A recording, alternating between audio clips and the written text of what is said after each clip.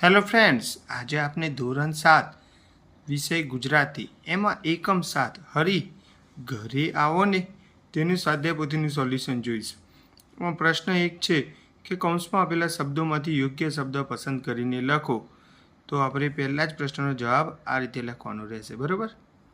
ત્યાર પછી બીજો પ્રશ્ન છે કે આપેલા વાક્યોમાં લીટી દોરેલ શબ્દોને સરખા અર્થવાળા શબ્દો લખો અને વાક્ય પ્રયોગ કરો.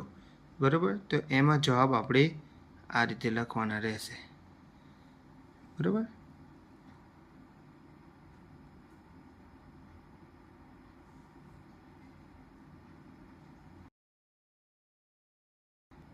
ત્યાર પછી પ્રશ્ન 3 છે કે આપેલા શબ્દોને શબ્દકોશના ક્રમમાં લખો.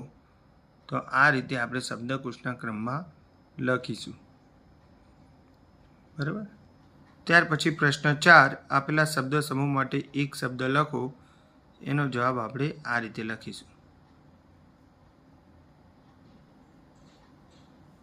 ત્યાર પછી પ્રશ્ન 5 છે આપેલી કહેવતો સામે વિરોધી અર્થ ધરાવતી કહેવતો લખો. તો પહેલાં આ રીતે આપણે કહેવતો જોડીશું. ત્યાર પછી એના નીચે જે આપણને 1 થી 5 આપેલી છે લાઈન, એમાં આ રીતે જવાબ આપણે લખીશું, બરાબર. ત્યાર પછી પ્રશ્ન 6 આપેલા વાક્યોમાં ઘટનાક્રમ આપેલા બોક્સમાં લખો. એમાં જવાબ આપણે આ રીતે લખીશું, બરાબર. ત્યાર પછી પ્રશ્ન 7 આપેલા પ્રશ્નોના જવાબ લખો. એમાં જવાબ આપણે પહેલો, બીજો, ત્રીજો, ચોથો પ્રશ્ન અને 5મો પ્રશ્નનો જવાબ આ રીતે લખીશું, ઓકે.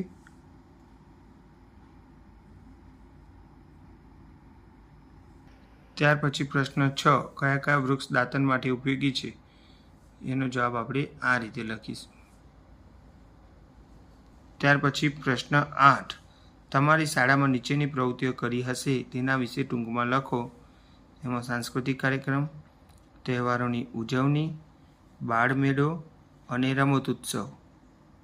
ત્યાર પછી કલા ઉત્સવ. આ રીતે લખવાના રહેશે અને આ સાથે આપણો વિડીયો પણ પૂર્ણ થાય છે. તો ફ્રેન્ડ્સ, અમારી આ ચેનલ જરૂરથી સબસ્ક્રાઈબ કરજો. Okay, good bye.